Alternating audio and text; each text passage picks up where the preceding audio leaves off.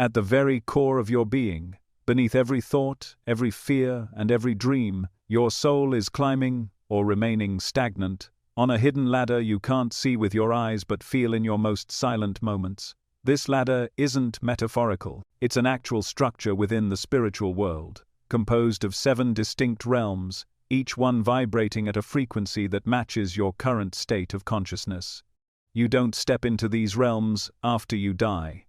You're already operating from one of them right now, every time you think, choose, speak, or react. Most people, however, live their entire lives without realizing that this ladder exists, let alone understanding how to ascend it. They remain locked in the first realm, endlessly looping through lives that feel different on the surface, but are spiritually identical beneath. These realms aren't distant, abstract heavens. They are immediate states of soul resonance. Edgar Cayce, 1910, during his thousands of trance readings, accessed what he called the Akashic Records, a kind of cosmic memory bank where the details of every soul's journey are stored. What he saw repeatedly was sobering. The vast majority of souls were repeating the same lessons, making the same mistakes, and suffering the same inner conflicts lifetime after lifetime, not because they were bad or broken, but because they never realized there was anything beyond the life they saw in front of them. They weren't aware they were meant to grow. They didn't know there were levels. The first realm, the one most humans are stuck in, is called material consciousness. It's ruled by fear, ego, survival, and the constant chase for physical validation. In this realm, everything is measured in status, possession, and identity. People define themselves by their jobs, their relationships, their reputation, and their bank accounts. Even spiritual practice becomes something to achieve or perform. The soul's voice is drowned in the noise of needing to be right, safe, better, or admired. And the scariest part is that most people operating in this realm have no idea that they're trapped in it. Life keeps moving, events keep unfolding, but spiritually, nothing changes. You can spend hundreds of lifetimes here. You can be reborn in different bodies, different cultures, even different belief systems. But if your internal compass doesn't shift, your soul stays on the same rung of the ladder. And that's the cruel illusion of incarnation, encarn. It feels like change is happening because time is passing. You grow up, fall in love, suffer heartbreak, experience joy and pain. But evolution isn't about time or experience, it's about awareness. Without it, the soul just keeps circling. Cayce revealed that souls who stay in the first realm don't recognize the pattern, because they confuse motion with progress. Their lives are full of doing, careers, marriages, children, heartbreaks, but they never ask deeper questions. They don't pause long enough to wonder, who am I beneath this body? Why do I keep attracting the same lessons in different forms?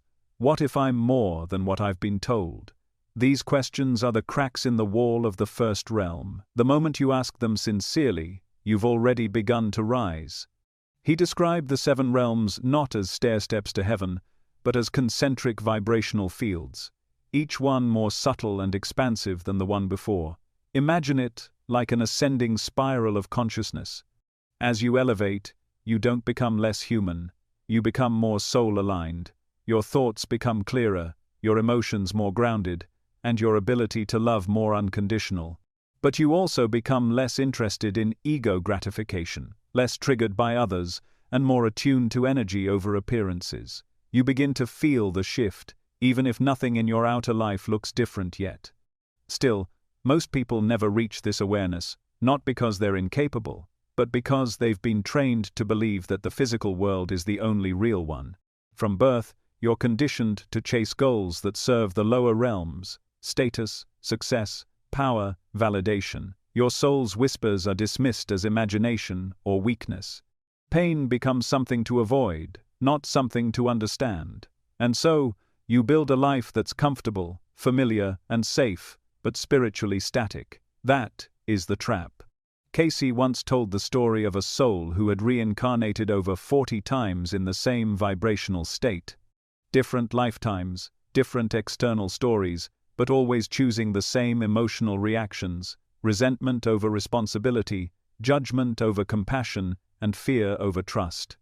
In every incarnation, the soul faced opportunities to awaken, moments of crisis, betrayal, loss, each one designed not as punishment, but as invitations to grow. But without awareness, the soul interpreted these moments as personal attacks rather than spiritual curriculum, and so it remained where it began. But what if you could begin climbing now, not by achieving some mystical enlightenment, but simply by shifting how you see your life? That's the true purpose of understanding the 7 realms, not to label yourself, but to empower yourself. The ladder of the soul isn't climbed with your feet, it's climbed with your choices. And the first choice is awareness, SNA. The courage to recognize that your life is more than survival, that your emotions are messages, and that your challenges are mirrors, showing you where you still vibrate from fear instead of love. The second choice is willingness, a humble openness to evolve, to question your patterns, to see yourself honestly. Without willingness, the ego tightens its grip. It convinces you that you already know, that you're already doing your best, that everyone else is the problem. But when you become willing to ask, "What is this here to teach me?" you've taken a step upward. Not a leap, but a step. And steps matter more than visions. Each realm has a corresponding lesson. In the first, it's about waking up, recognizing that you're not your job, your pain, or your story. In the second, it's about learning emotional integrity, owning your feelings without projecting them. In the third, it's about choosing love over control. In the fourth, it's about forgiveness. In the fifth, service. In the sixth, unity. And in the seventh, Christ consciousness, ICCO. It's about becoming the embodied presence of divine love in every moment, no matter the circumstances. This isn't a race. You don't skip realms, you integrate them. And you can slip backwards if you're not careful. But every time you choose authenticity over performance, compassion over blame, or stillness over distraction, you send a signal to the universe, "I'm ready to climb." And the universe responds. Not with applause, but with opportunities. People will trigger you. Circumstances will shake you. Not to punish, but to show you exactly where you are on the ladder. And that's the secret Casey left behind. Spiritual realms aren't places you go, they're places you're in, now. Your current level is revealed by how you respond when life squeezes you. Do you lash out? Shut down? Seek revenge? Or do you breathe, feel, forgive, and grow? You'll know your realm not by your beliefs, but by your reactions. The hidden ladder of the soul isn't hidden to keep you out, it's hidden because you must choose to see it. The moment you decide to look inward, to question your own patterns, to face your fears instead of projecting them, to love without needing to be right, that's when the steps begin to appear. Not outside of you, but within. The climb begins the moment you realize that the life you've built is not the same as the soul you came here to express. And from that realization forward, everything changes. There is a quiet tragedy unfolding across centuries, a spiritual sleep so deep that lifetimes pass without the soul ever noticing it hasn't moved. At the heart of this tragedy is the illusion of progress, the deceptive feeling that because you're aging, working, achieving, or suffering, something must be changing inside you. But there's a hidden truth buried beneath this surface motion. Without conscious evolution, the soul doesn't ascend, it simply repeats, again and again, in different bodies, under different names, in different countries, but always with the same emotional blueprint, the same fears, the same choices, the same spiritual ceiling, never pierced. This is the loop, not a punishment, not a curse, but a cycle forged from unconsciousness. The soul, immortal and infinite in its essence, enters each incarnation with the opportunity to grow, to expand, to remember its divine identity. But that opportunity comes cloaked in challenge, in discomfort, in the very experiences most people try to avoid. So, instead of stepping forward, the soul recoils. Instead of evolving, it copes. It protects. It reacts the same way it did 10 lifetimes ago. And so, the loop holds, not with force, but with familiarity, because what's familiar feels safe, even if it's painful, even if it's stagnation. Most people have no idea they're caught in this cycle. Their lives seem normal. They're busy, exhausted, always reaching for something just out of sight. A promotion, a relationship, healing, closure, validation. They believe that this striving is proof of progress. But striving is not growth. It is often the soul's way of distracting itself from the deeper questions it came here to ask. Questions like, why does this pain feel so old? Why do the same patterns keep showing up, no matter where I go or who I'm with? Why does joy feel temporary and fear feel permanent? Edgar Cayce saw this loop play out in soul after soul, but one case, in particular, shook even him. In 1932, during a routine reading for a wealthy businessman, something unexpected happened. Cayce's voice changed mid-sentence. Witnesses described the tone as not just different, but almost unearthly, as if someone else had taken over. What emerged next was a revelation that stunned everyone present. Cayce began describing the man's soul not in this life, but in the hundreds of years prior. Not as a timeline, but as a single repeating spiral. The man had lived over 20 lifetimes, all within the same frequency. Different cultures, different circumstances, but always driven by fear of failure, hunger for control, and the relentless need to prove his worth. Each life mirrored the last. In one, he was a soldier who betrayed a friend to gain rank. In another, a merchant who stole from competitors to expand his wealth. In yet another, a father who demanded perfection from his children, thinking it was love. The surface details changed, the core remained the same. And in each life, he had faced a moment where he could have broken the pattern, but chose familiarity over growth. He chose self-protection over truth. And so, the loop held. When Cayce emerged from the trance, he remembered nothing, but the stenographer's hands had barely kept up. She later confessed that she had never felt such weight in a reading. The message was unmistakable. This soul was not evolving, it was orbiting the same lesson, century after century, and it didn't even know.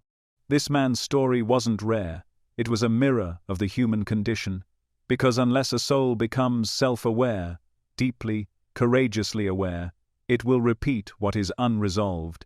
It will seek out the same emotional wounds, the same karmic relationships, the same opportunities to choose differently.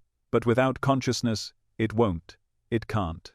It will interpret those moments not as invitations, but as problems. And problems are meant to be fixed, not felt. So the deeper lesson, the one that opens the gate to the next realm, goes unlearned. That's how the loop survives, not through punishment, but through misinterpretation. You think your partner is your enemy, but they're the karmic echo of your father. You think your boss is unfair, but they're mirroring the voice you've internalized. You think your anxiety is weakness, but it's actually the soul's way of calling you inward. Everything that happens in the loop is designed to trigger evolution. But in the first few realms, most people don't see that. They see pain as random, betrayal as personal, and patterns as coincidences. They miss the map. But there's something more haunting. Over time, the soul begins to forget what evolution even feels like. When you've been looping long enough, even spiritual ideas become part of the trap. You talk about awakening, you read the books, say the affirmations, attend the workshops, but your reactions, your fears, your inner world hasn't shifted. You've swapped language, not frequency. And that's the most dangerous part of the loop. It will let you believe you're ascending, when all you're doing is circling the same mountain from a different angle. Cayce emphasized that awakening from the loop isn't about changing your outer life. It's about recognizing the inner choices you keep making that reinforce your current spiritual level. It's not what happens to you, it's how you interpret and respond to what happens. Do you default to blame or curiosity? Do you react from ego or soul? Do you seek control, or are you willing to surrender to the unknown? Every single moment is a fork in the road, and most souls choose the well-worn path, not the one that leads upward. But here's the grace in all of this. The loop is not infinite. It is self-created, and therefore can be dismantled. The moment you recognize your own patterns, truly see them, you've already begun to exit. Awareness is the doorway. Responsibility is the key. When you stop asking why life is doing this to you and start asking what it's trying to show you, the loop begins to unravel. You start seeing connections between lifetimes.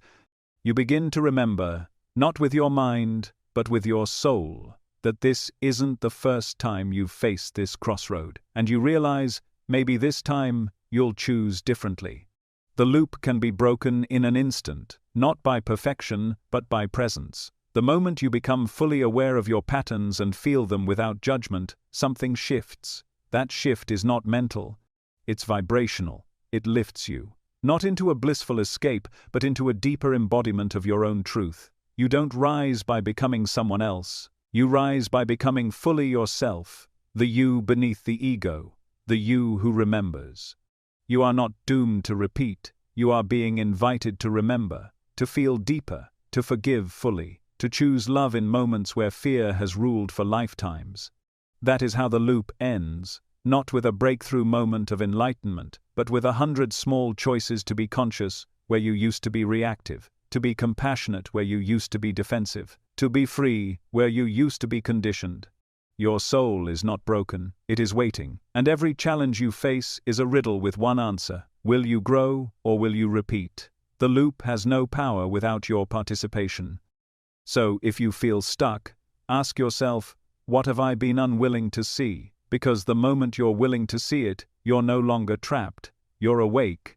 And once you awaken, even slightly, the entire structure of the loop begins to dissolve. You don't escape it, you outgrow it, and that's when the real journey begins. The lowest spiritual realm is not hellfire, it's not torment, it's not some outer place where wicked souls are banished for eternity. It's far more subtle, and far more common. It's the realm that most souls inhabit without even realizing it. The material consciousness prison is not a punishment, it's a state of being. A frequency so dense with ego, attachment, and fear that it binds the soul in an invisible cage. You can walk freely, laugh loudly, fall in love, build empires, and still never move beyond it. Because this prison is not defined by what you do. It's defined by why you do it. Material consciousness isn't just about loving money or chasing fame. Those are symptoms. The deeper condition is forgetfulness, forgetting that you are a soul, forgetting that the physical world is a stage, not the whole play. When a soul descends into the material plane, it does so voluntarily, to learn, to evolve, to remember its divinity through contrast. But for many, the contrast becomes the identity. The body becomes the truth, the ego becomes the guide, and slowly, the soul begins to believe that survival, security, and self-image are the most important things in existence. You can be kind, generous, even spiritual, and still be trapped in the material realm, because the material realm is not about whether you believe in God. It's about whether your life is ruled by fear or freedom. Most people live every day haunted by the fear of loss, of losing status, comfort, youth, love, control.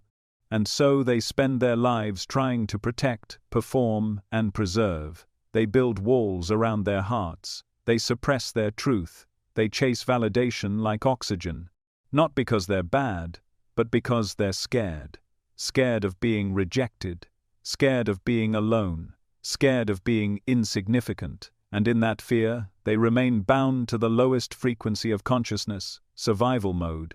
Survival mode can wear many disguises. It can look like success, ambition, even leadership. But beneath the surface, it's always the same vibration, an inner void that cannot be filled with anything external. People in this realm often work tirelessly for things they don't even enjoy, to impress people they don't even like, in order to outrun a voice inside them that whispers, "You're not enough." That voice is the warden of the prison. It keeps the soul cycling through the same lessons, the same relationships, the same pain, all while believing it's just life. One of the greatest dangers of the material consciousness realm is that it feels normal. In fact, it's celebrated. Entire societies are built to reward material frequency, accumulating wealth, climbing ladders, looking polished, being admired. People are told they're winning at life if they acquire more than others, if they never slow down, if they stay busy and productive.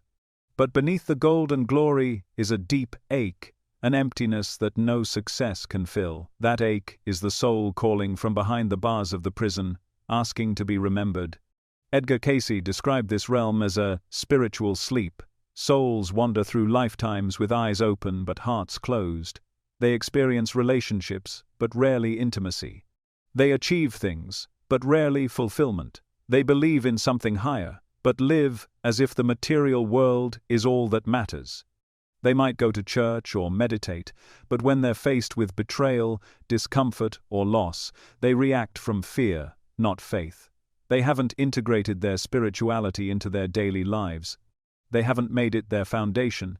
It's still an accessory, something to reach for when things fall apart, not something to live from when everything seems fine. This realm is not reserved for those who commit grand evils. In fact, many of the kindest, most well-meaning souls are stuck here. They give, but from guilt. They serve, but for approval. They love, but with conditions. And over time, they burn out. They begin to feel like victims. They ask why they never seem to receive the love they give, why their kindness is overlooked, why life seems to take more than it gives. The reason is heartbreaking. Their giving isn't truly from the soul, it's from the wound, and the wound keeps them trapped. But here's what makes the material realm so insidious. It doesn't feel like a prison until you start waking up. As long as you're fully asleep in it, it feels manageable, predictable, maybe even good. But once your soul begins to stir, once you begin to crave meaning more than money, or peace more than praise, the walls of the prison start to feel suffocating. You begin to notice how much you're performing, how little space there is for truth, how heavy the mask has become. And in that noticing, you face a crossroads. You can numb the ache through distraction, denial, or denial dressed as spirituality, Zero's eyes, or you can begin to rise. Rising doesn't mean renouncing the material world. It means changing your relationship to it. It means choosing soul over image. It means being willing to feel what you've spent lifetimes avoiding. It means pausing long enough to ask, who am I without the job title, without the relationship, without the applause? If everything was stripped away, what would remain? That question terrifies the ego, but it liberates the soul. The first signs that you're ready to leave the material consciousness realm are subtle. You begin to feel uneasy in conversations that revolve around gossip, status, or competition.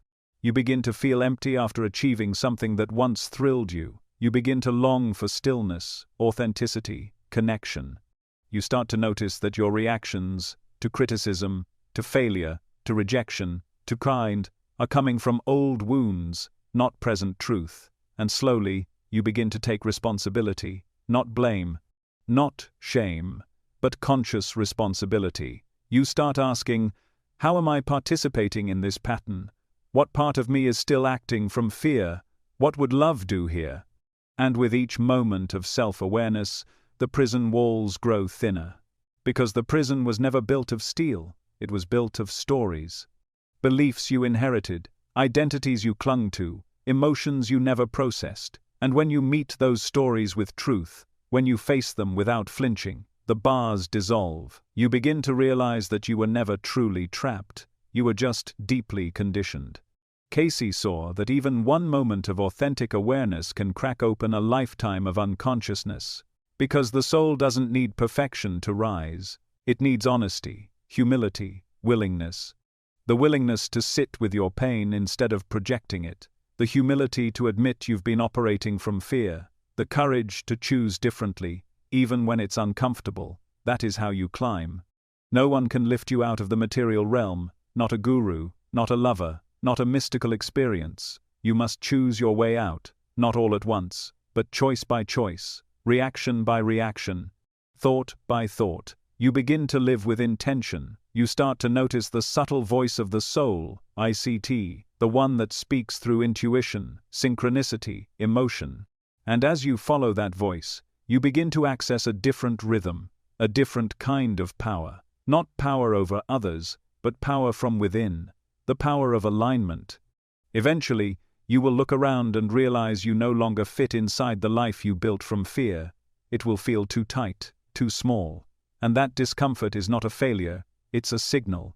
You're no longer resonating with the realm you've been inhabiting. You're outgrowing the prison, and the life that once felt safe now feels stifling. That's how you know it's time to rise. The material consciousness realm isn't evil, it's a necessary stage, a classroom where the soul learns what it is not. But it's not meant to be permanent. You were not born to survive. You were born to awaken. And if you're reading this, chances are you've heard the soul's whisper, you've felt the ache, you're ready to choose more. Not more things, but more truth, more peace, more love. And that is how the prison becomes a portal. Not through escape, but through transformation. Not by leaving the world, but by remembering who you are within it. A soul, infinite and eternal, waking up from the dream of fear, and choosing, moment by moment, to live as the love you've always been. Being alive is not the same as being awake, breathing, working, aging, and even loving. None of these guarantee that the soul is evolving. Most people assume that as long as they are growing older, building a life, or enduring challenges, they must be progressing in some meaningful spiritual way. But that's a comforting illusion. In truth, millions, perhaps billions, are spiritually stagnant, walking through life as though on autopilot, repeating the same thoughts, feelings and reactions as they did 10, 20, or even 50 years ago.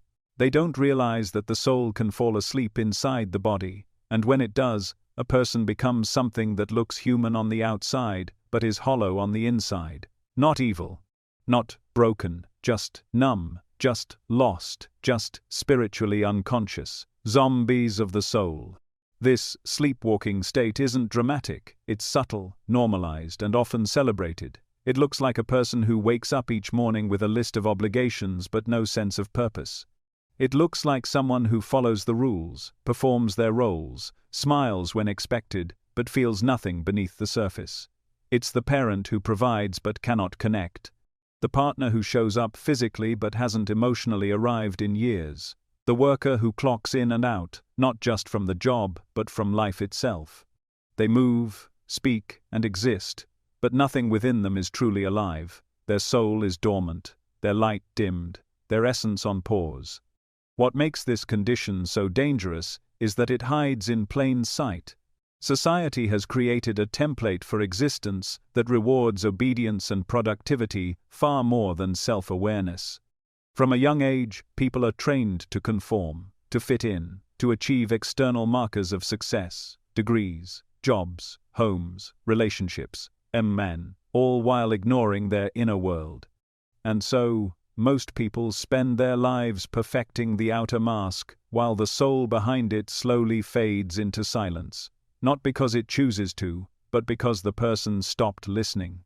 There are warning signs, but they're often dismissed. A constant sense of boredom that no amount of entertainment can satisfy. A low-grade frustration with life that simmers beneath every interaction. A quiet sadness that rises in stillness but is quickly pushed away with distraction. These are the whispers of the soul trying to awaken, but instead of listening, most people turn up the noise, they scroll, they work more, they numb out, and every time they do, the soul sinks a little deeper into slumber. It's easy to spot a soul that has fallen asleep when you look beyond appearances.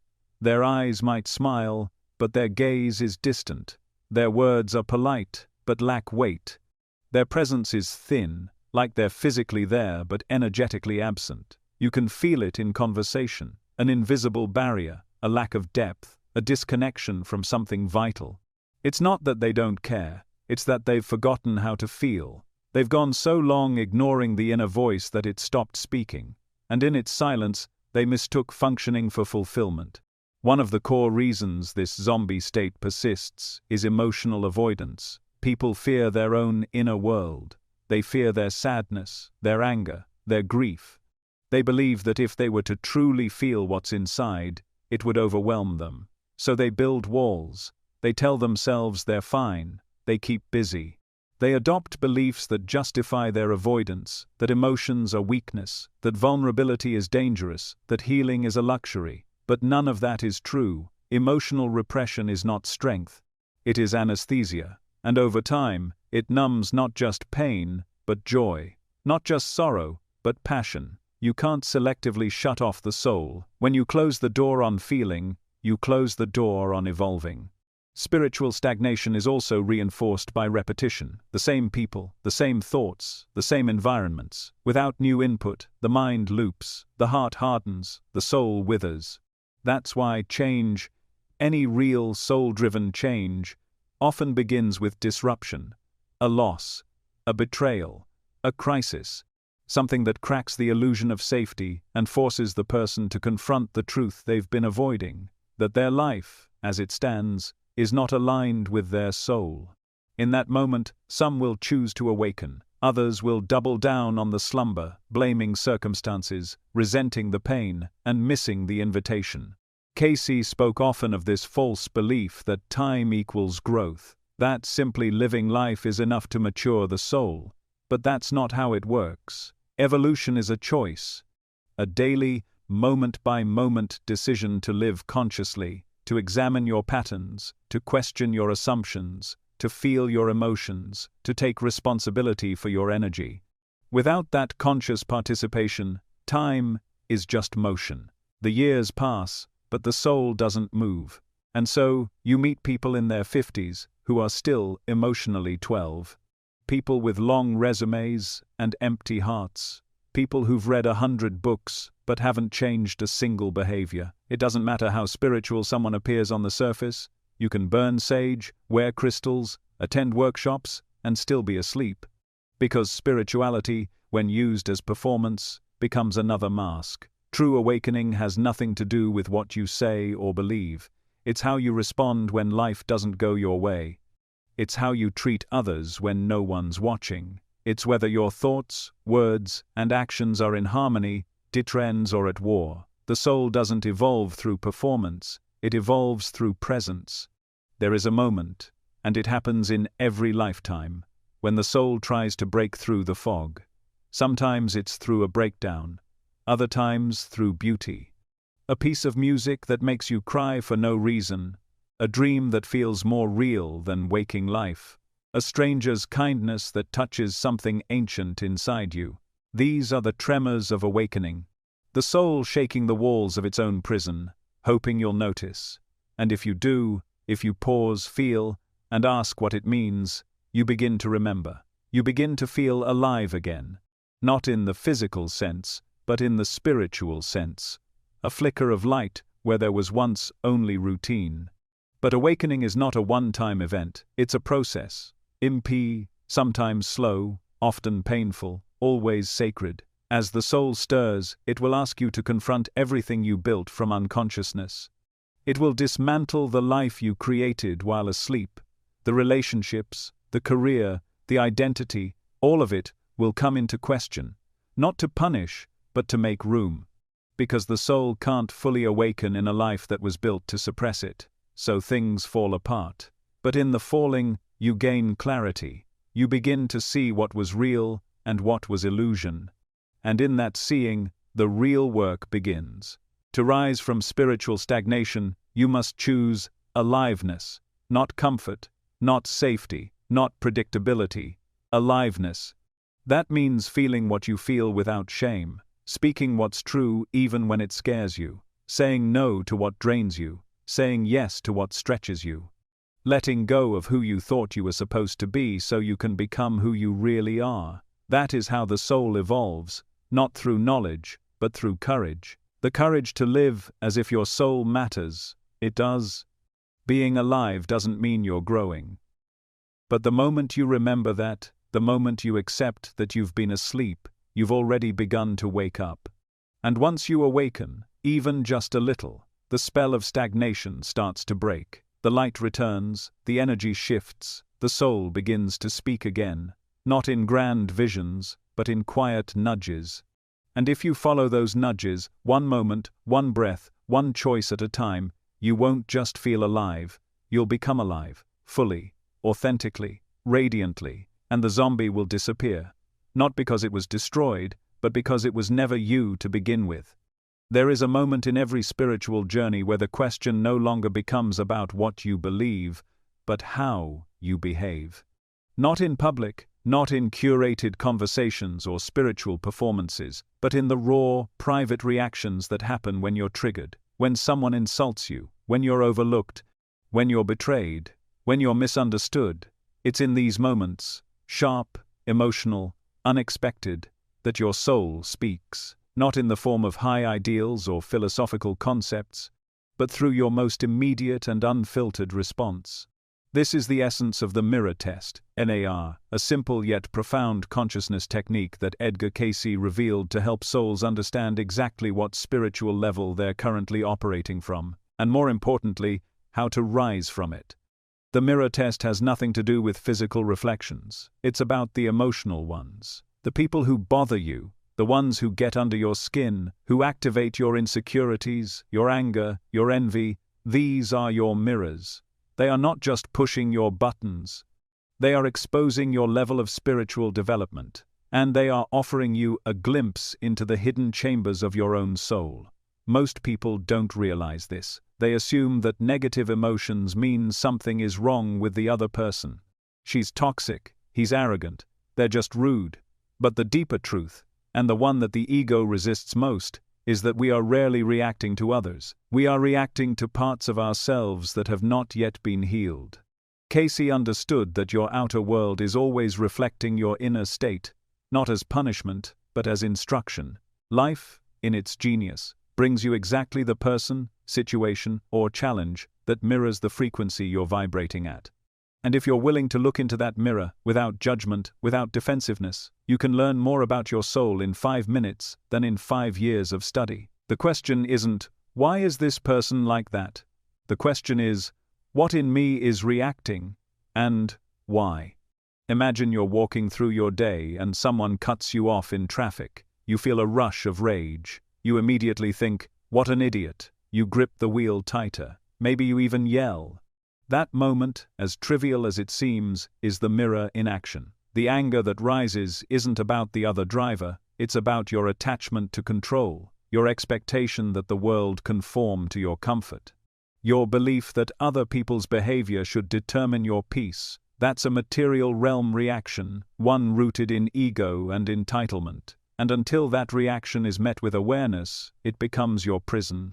Now imagine another version of the same moment. Someone cuts you off, and instead of reacting with anger, you feel a wave of compassion. You think, maybe they're having a rough day. I've been there too. You let it go, not because you're passive, but because your inner peace matters more than being right. That's a higher realm response.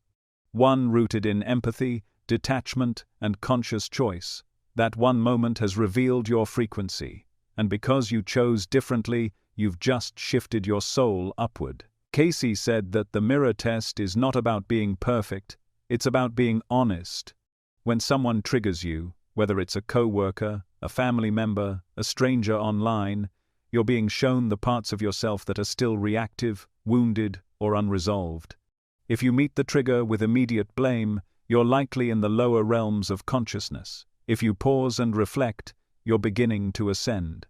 If you can feel love for the person, even while holding your boundaries, you're accessing the higher spiritual realms, CZ what Cayce called the Christ consciousness. This isn't abstract theory, it's a real, measurable tool, and it can be done in less than 5 minutes. The next time someone triggers you, stop, close your eyes, breathe. Ask yourself, what am I feeling right now? Where in my body do I feel it? What story am I telling myself about this person or situation? And most importantly, what deeper truth might this be revealing about me? Don't answer with your mind, let the feeling speak. It might say, I feel invisible, or I'm scared of not being respected, or I'm tired of pretending I'm okay. Whatever arises, honor it. That is your soul, showing you where you are still carrying the weight of a lower frequency. And in the act of seeing it, you begin to rise. The beauty of the mirror test is that it doesn't require spiritual language or years of training. It requires only willingness to see your reactions not as flaws, but as invitations. Willingness to own your energy instead of outsourcing your power. Willingness to stop using others as excuses for staying stuck.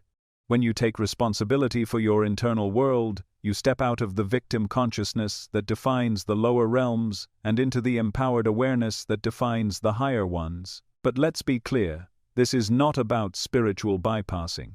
It's not about pretending you're okay with abuse or suppressing anger in the name of being evolved. The mirror test doesn't ask you to tolerate mistreatment. It asks you to understand your reaction to it.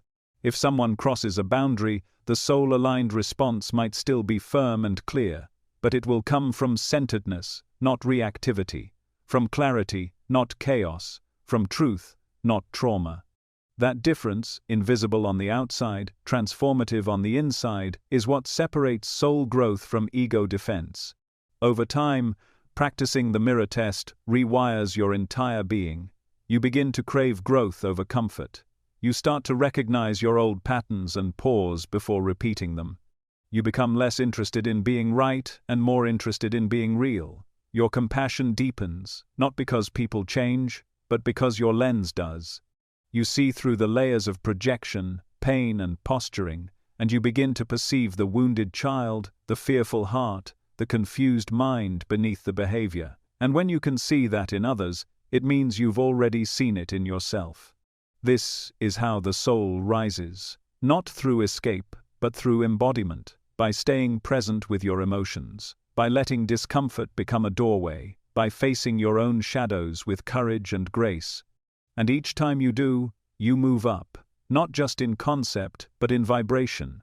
Your frequency shifts, your energy clears, your field becomes lighter. You attract different experiences, not because the world has changed, but because you have. The mirror test becomes not just a tool, but a way of life, a way of relating to everything and everyone as a reflection of your own evolution. Eventually, you'll look back at moments that once triggered you deeply and find only peace. The person who used to enrage you becomes irrelevant. The pattern that haunted you dissolves. The need to defend, to control, to win, it fades. And what's left is presence. What's left is soul. What's left is the quiet, steady radiance of someone who has come home to themselves. The mirror test is simple, it's uncomfortable, and it's life-changing. It's a flashlight in the dark corners of your consciousness, a tool that turns everyday moments into spiritual lessons. It doesn't require perfection, only presence, only curiosity, only the courage to ask, "What is this showing me about me?" That question, asked sincerely, has the power to lift you from the lowest realm of survival into the highest realm of love. You don't need to wait for a mystical experience to know where you are on your path. You only need to pay attention to who you become when life doesn't go your way. That is the real you, that is your current frequency. And that is the starting point for everything that comes next. The mirror is always in front of you. The only question is, will you look? There are certain souls walking among us who don't quite seem to fit. They often feel like outsiders in their own families, strangers in their own cultures, and visitors in a world that feels both deeply familiar and achingly foreign. These souls tend to carry a quiet wisdom, a deep longing, and an unshakable sense that they are here for something important, something they can't fully remember but can never forget. They don't seek power or attention. In fact, many of them remain hidden, living simple lives, quietly observing, quietly healing, quietly waiting.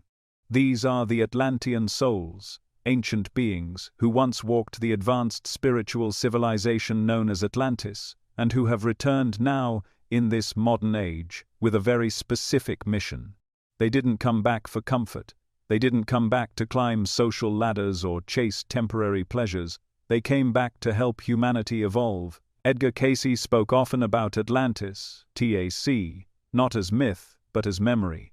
He described it as a civilization far older than modern historians are willing to accept, one that existed not just with technological advancement, but with spiritual mastery.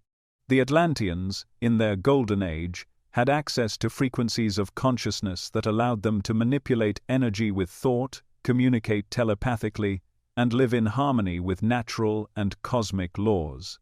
But that harmony didn't last. Over time, corruption crept in. The pursuit of power overtook the pursuit of truth. and what was once a beacon of spiritual brilliance began to fall. Atlantis was not destroyed by nature alone. It was undone by spiritual arrogance, Roka, by souls who forgot their origins and misused the very forces they once mastered. When Atlantis fell, many of its souls reincarnated throughout Earth's timelines, scattering across continents and cultures. But a specific wave of these souls, what Casey referred to as the Atlantian return, began to reincarnate around the 20th century. Their timing was not random, it was precise. They were sent to anchor higher frequencies on the planet as humanity reached a pivotal crossroads, the choice between self-destruction through separation or collective awakening through unity.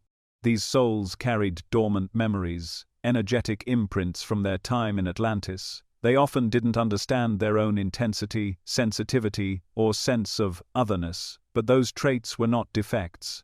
They were signs of a deeper mission encoded in their very being. Many of these Atlantean souls were born between 1900s and 2000, strategically placed to influence the spiritual, scientific, and cultural revolutions that would unfold across the century. Some became inventors, artists, teachers, or healers. Others remained behind the scenes, influencing quietly through relationships and presence. They were not here to dominate, but to seed, to remind, to reawaken dormant truths that modern civilization had buried beneath centuries of materialism, fear, and disconnection. These souls often faced great difficulty. From early childhood, many of them felt misunderstood. Their families couldn't comprehend their sensitivity, their schools couldn't contain their curiosity, their societies didn't reflect their values. As a result, many of them withdrew inward. They became loners, wanderers, rebels, or spiritual seekers. They were drawn to ancient texts, mystical traditions, and esoteric knowledge without fully knowing why. They could feel when something was true, even if they couldn't explain it. And they often carried within them a grief they couldn't name, as if mourning something lost, not in this life, but long ago. What they were grieving was the fall of Atlantis, not just the loss of a place, but the loss of a potential. These souls remember what it was like to live in harmony with nature, with each other, and with the divine. They remember what it meant to walk a world where truth was felt, not debated, where energy was understood, not feared, where technology served consciousness, not commerce. They remember, even if only as dreams, visions, or deep feelings, and that remembrance becomes their compass. Even when they doubt themselves, even when they struggle, they cannot abandon the mission. It's woven into their soul's fabric. That mission is not grand in the way the world defines it. It's not about creating empires or converting masses. The mission is internal, energetic, and deeply personal. It's about holding frequency, replies, the frequency of truth, love, and soul alignment, in a world that constantly pulls people into fear, distraction, and ego.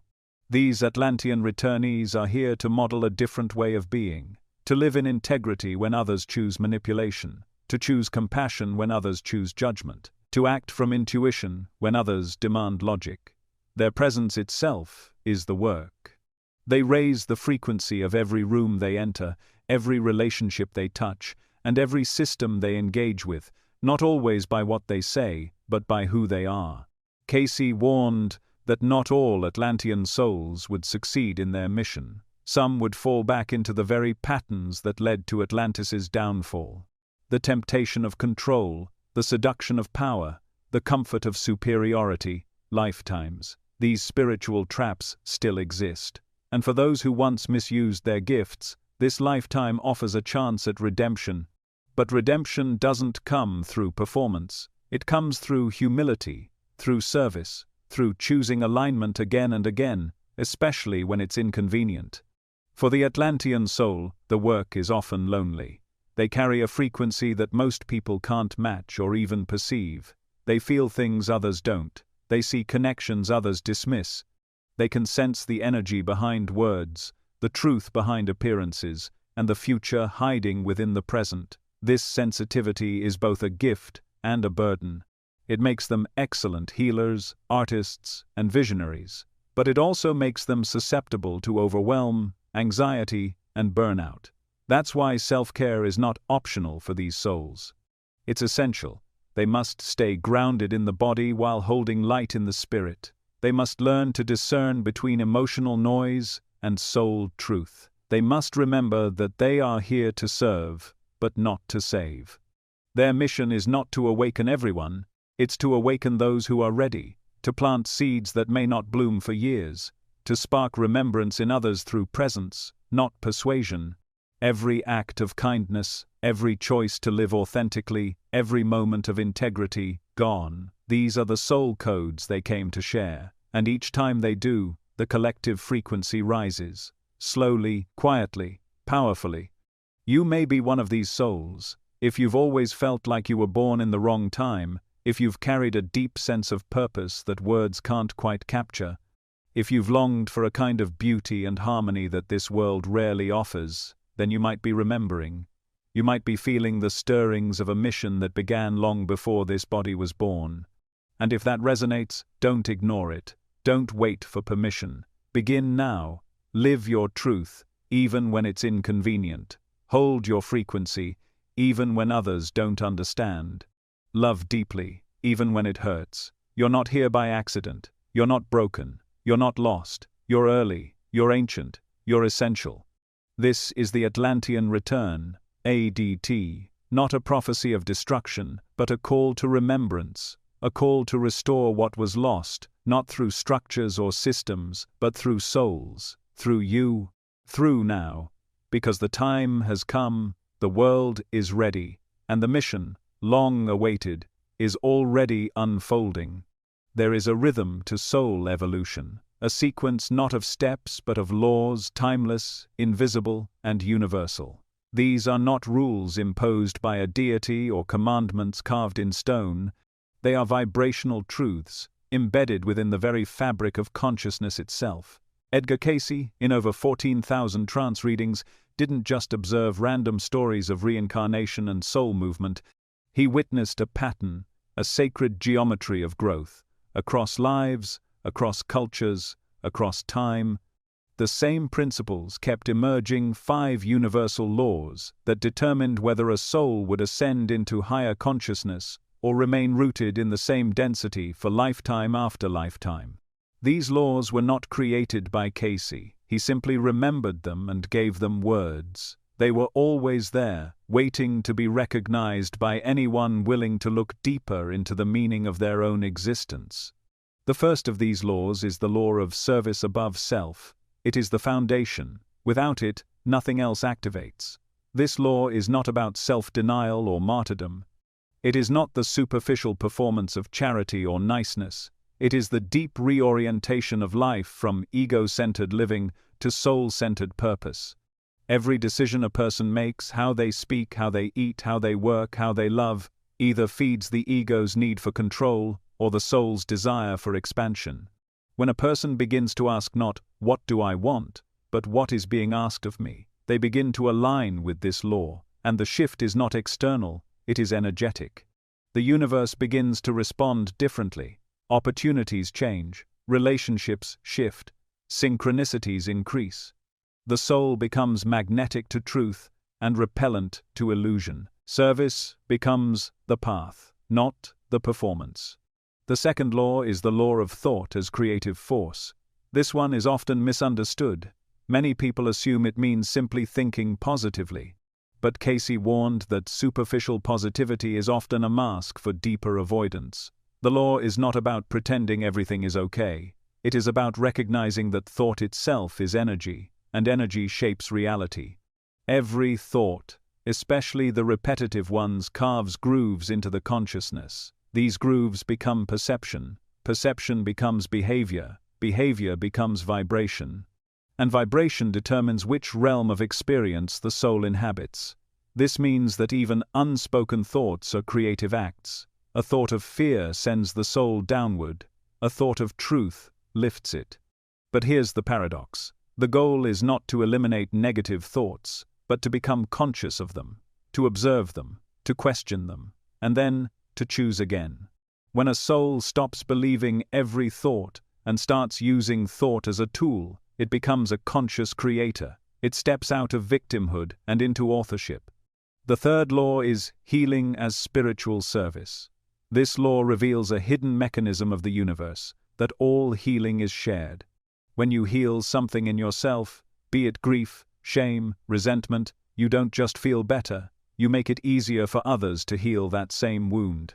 Because all souls are connected at the level of consciousness. Casey said that consciousness is not isolated, it is a shared field, like a great ocean where each soul is a drop. When one drop changes, it creates ripples. Those ripples are felt across space and time. This is why the personal is always political, always global, always cosmic. A woman who forgives her father may unknowingly soften the heart of a stranger across the world who's never met her but carries the same ancestral pain. A man who chooses sobriety may open a door of possibility in someone else contemplating the same choice. We are mirrors, yes, but we are also transmitters. Every act of healing sends a frequency into the grid, and that frequency either reinforces the old or births the new. The fourth law is death as conscious transition. This law strips away the fear that keeps so many trapped in lower realms. Casey revealed that death is not the end, it is not even a break. It is simply a change of state, like water becoming vapor. The soul continues instantly, seamlessly, into whatever realm matches its frequency, and that frequency is shaped not by beliefs, but by consciousness. A soul can believe in heaven, but carry so much fear, regret, or denial that it becomes earthbound, stuck between dimensions, unable to recognize its own passing. Others, with no religious belief at all, but who lived with love, truth, and service, pass into luminous states of peace and guidance. The law teaches that preparing for death is not about securing a reward, it is about practicing presence. If you can be conscious during a moment of pain, you can be conscious during the transition of death. And if you can be conscious at death, you can choose your next incarnation. You can carry memory, intention, and growth into the next life. Death, then, becomes not a fall, but a flight. The fifth and final law is time as illusion. This is perhaps the most difficult to grasp because it dismantles the framework of human experience. Casey explained that time does not exist in the higher realms. Past, present, and future are human constructions useful for storytelling, but irrelevant to the soul. In truth, all moments exist simultaneously. What you heal today may ripple backward into a past life and forward into a future one. What you dream tonight may contain echoes of another lifetime entirely. The soul, when awakened to this law, begins to live differently. Urgency softens, regret loses its grip. The present moment becomes sacred. It becomes the only place where choice exists. And within that choice lies power. When you operate from this awareness, you no longer delay your evolution. You no longer say, "One day I'll change." You realize that every moment is a portal. Every thought, every breath, every act of love or avoidance is shaping not just your future, but your past, your parallel lives, and the lives of others. These 5 laws are not religious doctrines. They are the architecture of spiritual mechanics. They operate whether you believe in them or not. Just like gravity does not need your permission, these laws are not waiting for your agreement. They are always active, always responding, always reflecting the state of your soul. And the more conscious you become of them, the more you can partner with them. Instead of being tossed around by fate, you become a deliberate participant in your evolution. You don't have to master them all at once. You simply have to begin. Begin with a question, with a breath, with a decision to stop living on autopilot. Casey didn't reveal these laws to give people control. He revealed them to offer responsibility. Because spiritual power is not about manipulating outcomes, it is about aligning with truth. The soul that lives by these laws becomes a living conduit of the divine, not perfect, not enlightened in the performative sense, but present, whole, and free. And freedom is the true measure of evolution. Not how much you know, but how much peace you carry. Not how much you manifest, but how little you need to pretend. As the world continues to fracture and accelerate, these laws will become more important, not less. They are anchors in a time of chaos, lighthouses in a storm of illusion, and for those who remember them, not as ideas, but as living principles, there is a kind of stability that no outer event can touch. The soul rooted in these laws is unshakable, because it knows that life is school, that earth is a training ground, that every moment, no matter how painful or beautiful, is an opportunity to rise, not to escape humanity, but to evolve it. Not to transcend life, but to infuse it with the consciousness it was always meant to carry. You do not need to be perfect to evolve. You only need to become aware. These laws are already written in your bones, already encoded in your breath, already whispering through your intuition. The blueprint is inside you, the path is beneath your feet, and the time to walk it is now. The path of spiritual evolution is not paved with grand gestures or dramatic awakenings. It's carved quietly, moment by moment, in the smallest choices you make, how you speak, how you listen, how you respond when no one's watching. One of the most overlooked truths of the soul's journey is that every decision, yes, every single one, is either feeding your ego or lifting your soul. There is no neutral ground. And of all the guiding forces that separate the realms of consciousness, none is more foundational than the principle of service above self.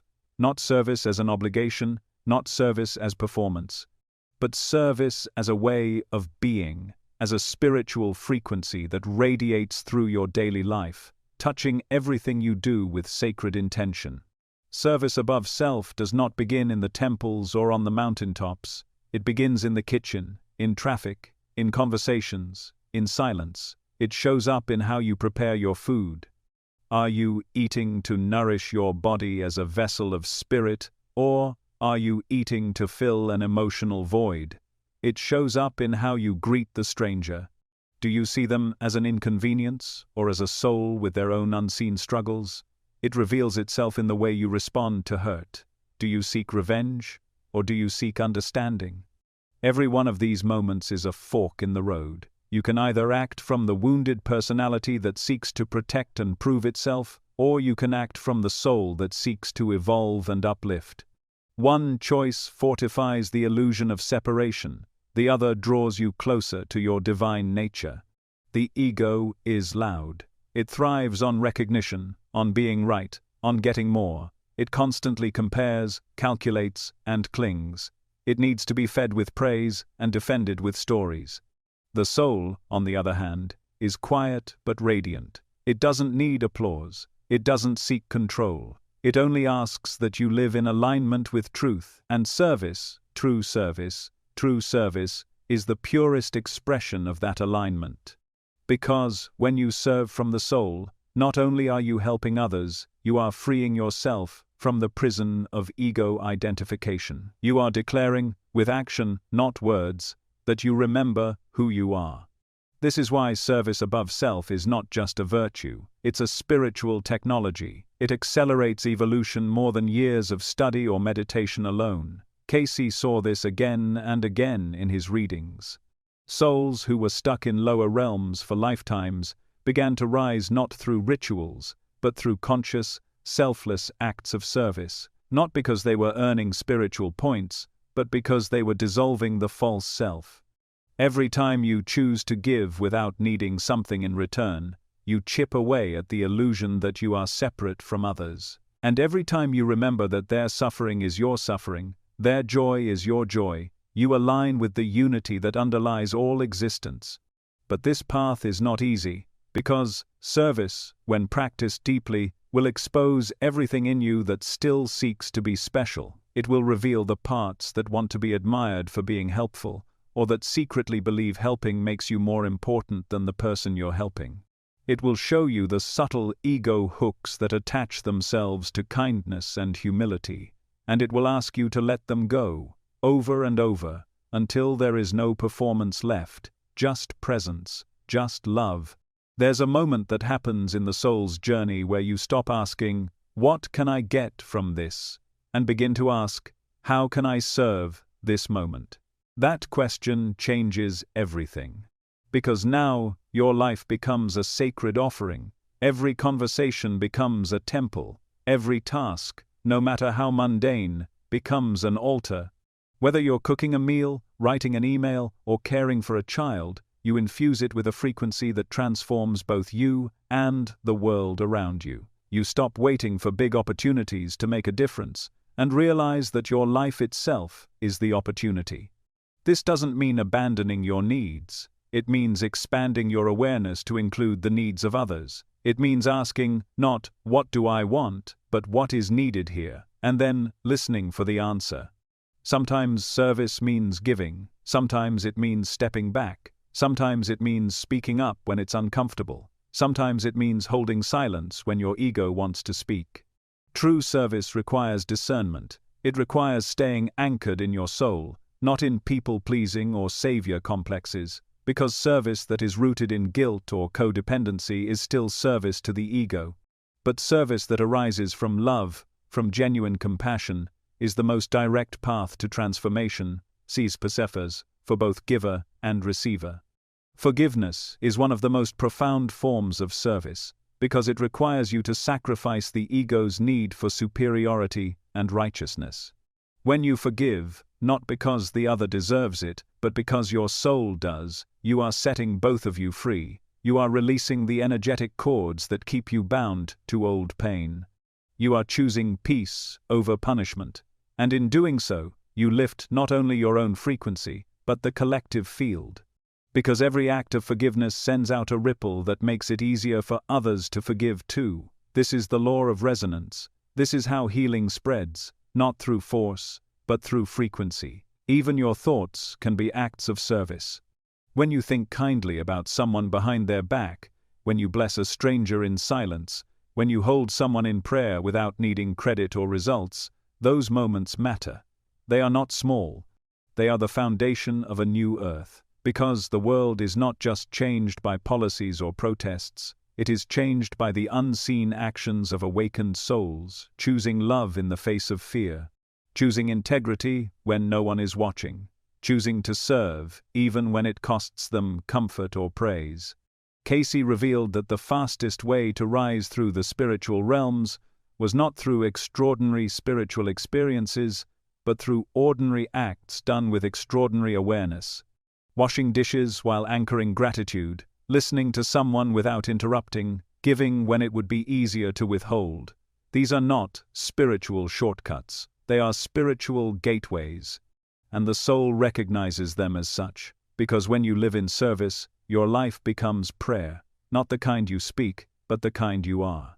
This principle becomes even more powerful when it extends to how you relate to yourself. Self-care, when practiced from the soul, is also service, because you cannot serve others from depletion.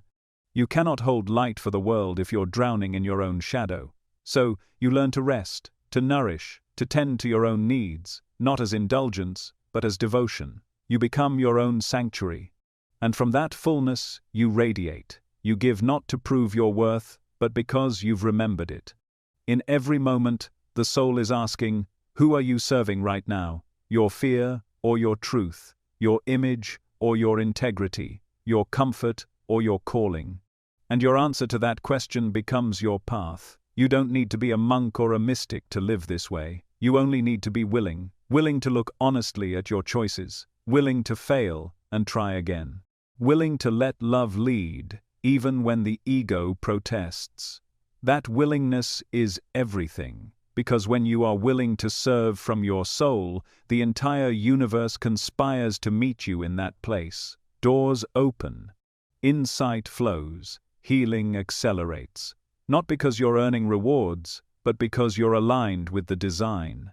Service above self is not a slogan. It's a state of being, a way of inhabiting the world that transforms the mundane into the miraculous. It's not about losing yourself for others. It's about remembering that you were never separate to begin with. When you live from this place, you don't have to chase purpose. You become it. And that is the truest power of all.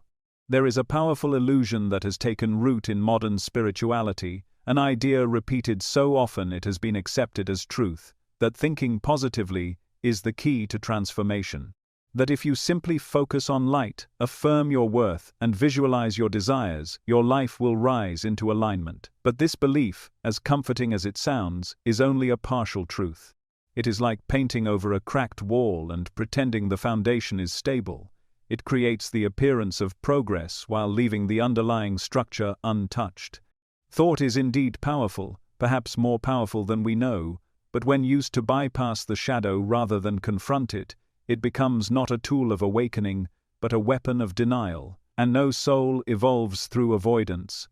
Edgar Cayce warned that thought is not just a fleeting mental activity, it is a creative force, a vibration that not only shapes our perception but alters the very substance of our spiritual reality. Every thought you think is forming patterns in your energetic field, attracting like frequencies, and determining the realm of consciousness you operate from. Thought is not invisible. It leaves imprints. It becomes your aura, your choices, your karma. But here's the key. Its power lies not in superficial positivity, but in its alignment with truth. And truth is rarely comfortable. It is rarely polished. It is rarely free of pain. When you use positive thinking to suppress your anger, your grief, your envy, or your fear, you are not rising above those emotions. You are burying them alive. And what is buried in the unconscious does not disappear. It festers. It waits. It shows up in your relationships, in your health, in the way you sabotage your own happiness. You may smile on the outside, repeat affirmations, and appear spiritually high vibe, but underneath, your soul is still trapped in the frequency of avoidance, because light that denies the dark is not light, it's projection. Real spiritual growth begins not with affirming your beauty, but with being willing to face what you've deemed ugly. It begins not with chanting love and light, but with standing fully present in your rage and asking what it's trying to show you. It means questioning the thoughts that arise when you're rejected, when you're alone, when life doesn't go your way. Not to silence them with positivity, but to understand their origin. Because every reactive thought is a map, every recurring fear is a doorway, every jealous impulse is a mirror. And if you're brave enough to walk through them, you'll find that beneath every shadow is a sacred truth you've been avoiding, often for lifetimes. Cayce emphasized that thought is a double-edged force. It can liberate or imprison. It can create illusions as easily as it can create miracles. A thought born from love creates expansion. A thought born from fear creates contraction. And most thoughts, for most people, are born from unexamined wounds, from childhood beliefs about being unworthy, from ancestral trauma passed down unconsciously, from past life betrayals that still echo in the nervous system. Until these roots are acknowledged, positive thinking becomes little more than spiritual cosmetics. It changes how things look, not how they feel. The most transformative thoughts are not the ones that make you feel better. They are the ones that make you more honest. When you think, "I'm not good enough," don't replace it immediately with, "I am worthy." Sit with it. Ask where it came from.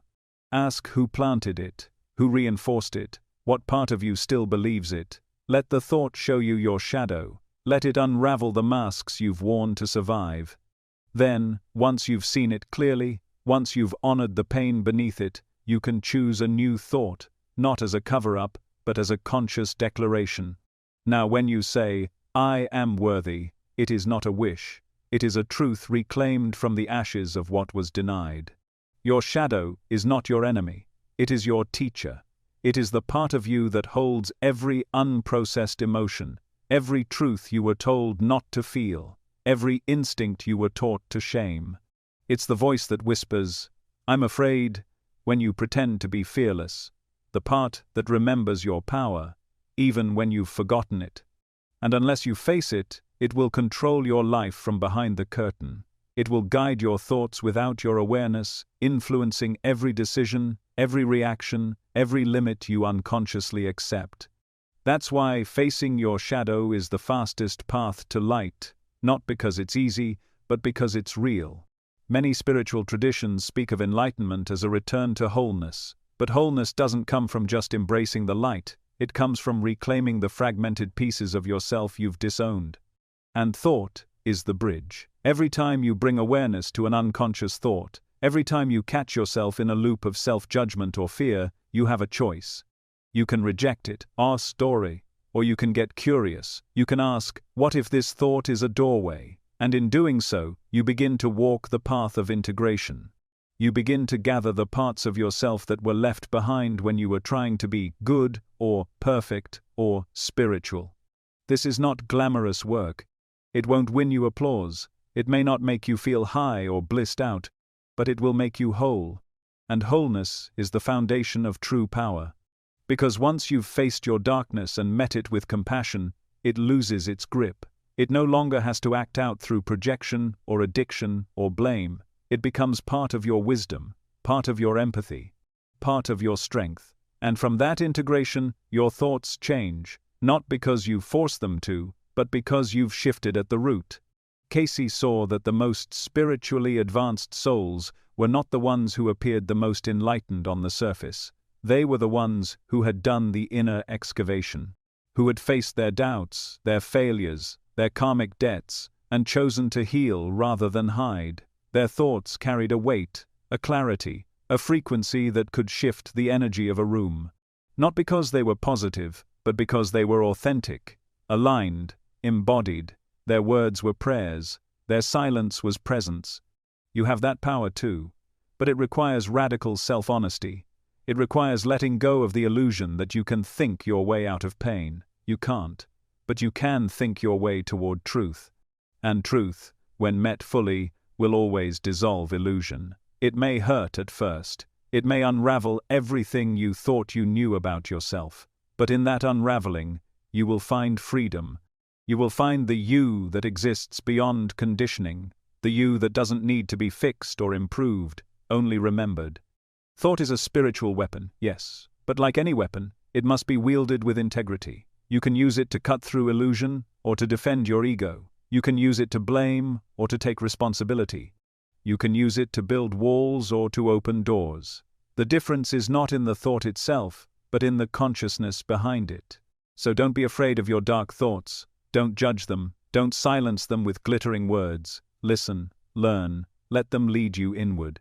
And when you've walked through the fire of your own shadow and emerged with truth in your hands, then your thoughts will carry real power. Not the power to manifest trinkets or attention, but the power to liberate, to love, to awaken. And that is the kind of thinking the world needs now. Not shallow optimism, but soul-deep clarity. Not polished affirmations, but raw, radiant truth. The kind that doesn't just change your mind, but transforms your life. There is a quiet law that governs the movement of all energy, a hidden architecture of spiritual cause and effect that threads through every moment of your life. It is not written in books or etched in stone, yet it touches everything. It determines why you are drawn to certain people, why some wounds echo across generations, and why a single choice made in the silence of your own heart can ripple across the planet in ways you will never see. This is the law of resonance, and it reveals a profound truth. When you heal yourself, you heal the world. This law operates invisibly, but it is no less real than gravity. Every emotion, every belief, every trauma you carry emits a frequency. That frequency doesn't stay locked inside your body, it radiates outward, like ripples on water. It shapes the energy around you, drawing in experiences, people, and patterns that match your inner state. You are always broadcasting who you are being. And so, when you shift within, the outer world responds. Not always immediately, not always obviously, but always inevitably. Because the universe is not responding to what you want, it is responding to what you are. What Casey saw in his readings was that souls were not isolated islands, floating alone through time.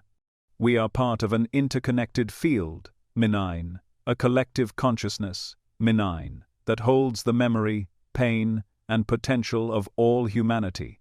Every soul that rises lightens that field. Every soul that heals adds clarity to it, and every soul that remains stuck weighs it down. This is not metaphor, it's resonance, it's physics at a spiritual level. Your personal evolution isn't personal at all. It's planetary, it's cosmic. You don't need to be a world leader to influence the world. You just need to be willing to confront your own inner world. Because when you do the work, when you process your grief instead of projecting it, when you choose forgiveness over blame, when you break a pattern your ancestors carried for centuries, you're not just liberating yourself, you're untangling knots in the larger field. You're making it easier for others to feel, to forgive, to evolve. Your healing becomes their possibility. Most people don't understand this, because we're taught to think of healing as a private affair, something you do quietly, in therapy, in prayer, in personal rituals. And yes, healing is intimate. It requires solitude, courage, and self-reflection. But what happens in that solitude radiates far beyond it. A man who chooses to break the cycle of emotional suppression is shifting not just his own life, but the emotional blueprint for every man connected to him. A woman who reclaims her voice after generations of silence becomes a lighthouse for others still trapped in self-doubt. These are not small acts, they are revolutions at the level of consciousness. You may never know the full impact of your healing. You may never meet the people who feel freer because you became free, but it's happening. It happens every time you choose presence over reactivity. Every time you hold space for your pain instead of escaping it. Every time you love a part of yourself you were taught to hate. These inner acts change the collective story, because what is normalized in you becomes possible in the field. The law of resonance means that you are always influencing others, whether you intend to or not. Your energy speaks before your words. It enters a room before your body does. If you carry unprocessed rage, others will feel it and respond accordingly, not even if you never speak of it. If you carry peace, it will soothe others without effort. This is why real transformation has nothing to do with preaching or persuading. It's not about convincing others to change. It's about becoming the change in such an embodied way that others feel it, recognize it, and remember something inside themselves. This is also why healing can be so challenging, because it demands honesty. It demands the courage to look at the parts of yourself that you've kept hidden, not just from the world, but from your own awareness. And it asks you to bring love there, not judgment, not shame, love. That kind of healing ripples. It shifts the tone of your voice. It changes the choices you make. It alters the relationships you attract. And as your frequency changes, your life becomes a new transmission, 1905, one that gives others silent permission to do the same. There is no wound too private to influence the collective, no breakthrough too small. You may think that releasing a single resentment is a quiet thing, but energetically, it's massive. Because resentment is dense. It clings to the nervous system, the blood, the breath. When you release it, you become lighter, and that lightness is felt. Your laughter becomes more genuine. Your touch becomes more present. Your presence becomes medicine. You are healing others, not through effort, but through embodiment. Even your failures can become offerings. Every time you fall and choose to rise without shame, you add resilience to the field. Every time you forgive yourself and move forward, you make it safer for others to do the same. We are all connected by invisible threads. When one thread is untangled, the whole web is affected. That's how consciousness works. That's how healing spreads. Casey often said that souls return together in clusters. Families, friends, even enemies. Souls who have incarnated across lifetimes to help each other evolve. Sometimes the help is obvious. Sometimes it comes through challenge, through friction, through pain. But the invitation is always the same. Heal what has remained unhealed. Love what has remained unloved. Complete what was left undone. When one soul in the cluster rises, it creates a gravitational pull for the others to rise too. Your healing isn't just your own. It's a torch passed forward and backward through time. And it begins in the now. It begins when you stop waiting for the world to change and realize that you are the world's mirror. What you judge in others reflects what is unhealed in you. What triggers you is showing you where your work is. This doesn't mean everything is your fault. It means everything is your opportunity. An invitation to shift, to soften, to grow. And each time you accept that invitation, the collective breathes a little easier. You don't need to fix everything. You don't need to save anyone. you just need to become so honest, so loving, and so fully present with your own inner world that healing becomes your default state. Not because life is easy, but because you've stopped resisting it, because you've chosen to meet every moment as a teacher, every feeling as a guide, and every challenge as a portal to deeper truth. The world is not healed by strategy alone.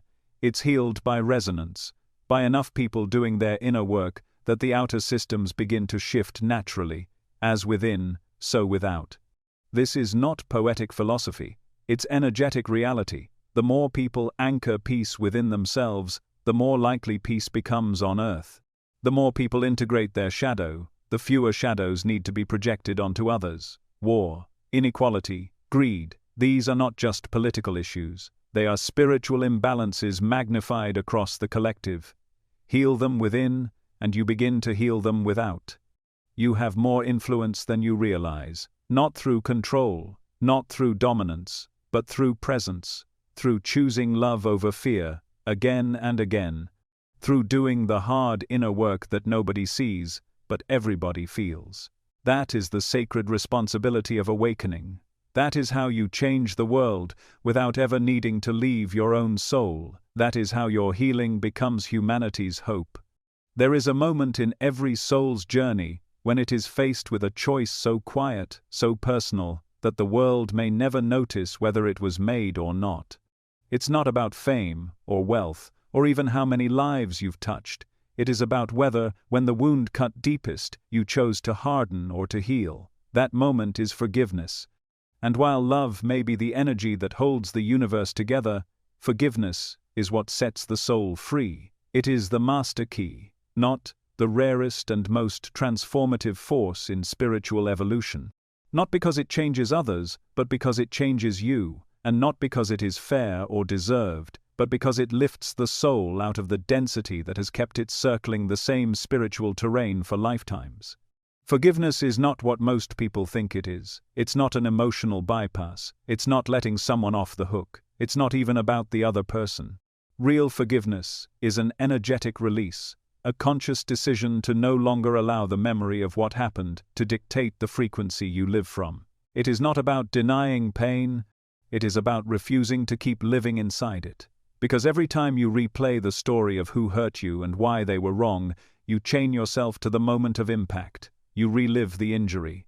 You embed it into your identity, and over time, you become the wound rather than the one who was wounded.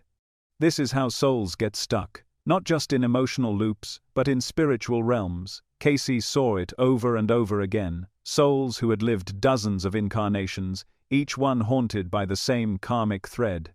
Betrayal, abandonment, injustice, lives filled with love and beauty, yes, but always colored by the one thing they could not release, and because they refused to let go, they kept returning to the same kind of pain, the same kind of relationships, the same spiritual level, not because they were cursed, but because the frequency of unforgiveness cannot pass through higher realms. It is simply too dense. Forgiveness is not softness, it is not weakness. It is one of the most courageous acts a soul can choose, because it asks you to feel everything you never wanted to feel, to sit with the anger, the grief, the rage, and to let them move through you without letting them define you. It asks you to stop waiting for the apology that may never come. It asks you to stop hoping that the one who hurt you will one day understand, and it asks you to remember that your soul's freedom is more important than your ego's vindication. This is why forgiveness is so rare. Not because people are incapable, but because they are afraid. Afraid that if they forgive, they will lose power. Afraid that if they let go, they will lose protection. But the truth is, forgiveness is the only real power you have, and holding on is the real prison. It doesn't matter whether the other person has changed. It doesn't matter whether they even acknowledge what happened. What matters is whether you are willing to stop drinking the poison of resentment and expecting them to suffer for it. Forgiveness is not about memory. It doesn't mean you forget. It doesn't mean you allow yourself to be hurt again. It means you take the pain out of the memory. You de-link your identity from the experience. You stop telling the story of what happened as if it is who you are, because you are not the betrayal. You are not the abandonment. You are the awareness that can choose something new. And when you do, when you truly forgive, not just in your words, but in your body, your breath, your energy, something opens, a door you didn't even know existed, a weight lifts. The mind quiets, the heart softens, and suddenly, you're standing in a higher frequency, not because the outer world has changed, but because you have. The bitterness is gone. The tension in your chest releases. The loop that kept repeating, in thoughts, in relationships, in life patterns, dissolves, because you've broken the contract that bound you to it. This is why forgiveness is a quantum leap in spiritual evolution. It shifts your vibration in an instant. Years of spiritual study cannot accomplish what one moment of true forgiveness can.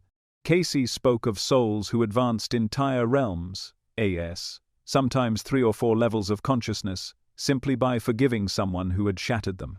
Not because it erased the past, but because it redefined their future. Forgiveness realigns the soul with love, and love is the language of the higher realms. You cannot fake it, you cannot force it, but when it happens, everything changes.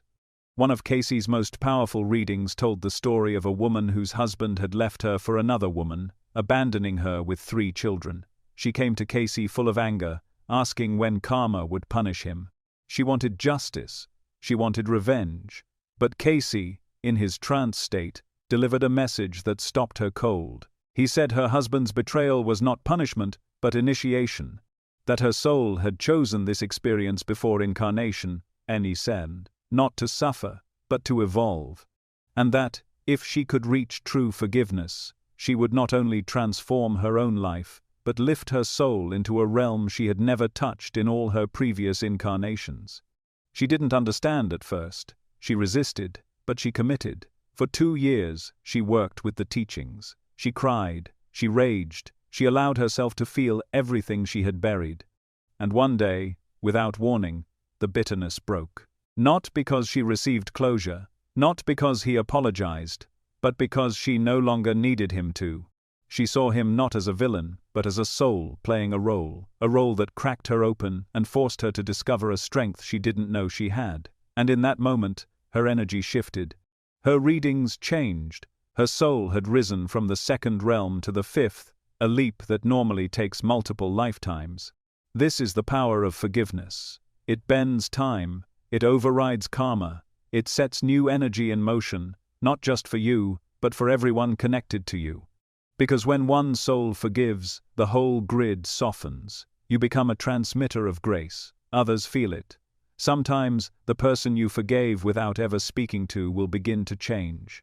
Not because you convinced them, but because the frequency between you has been rewired. Consciousness is contagious. And forgiveness is the highest form of energetic leadership. But even if nothing changes on the outside, everything changes on the inside. And that is what matters. You begin to feel lighter, clearer, more connected to your intuition, more available to the present. You stop attracting the same dynamics, you stop reenacting the old pain, you stop waiting to feel safe and begin creating your own safety. Through compassion, through sovereignty, through choosing love, even when it's hard. Forgiveness doesn't always look like reconciliation. Sometimes it means loving someone from afar.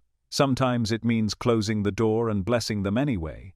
Sometimes it means never seeing them again, and being completely at peace with that. Because forgiveness is not about relationship, it's about release. It's not about the other person changing. It's about no longer allowing their choices to define who you are.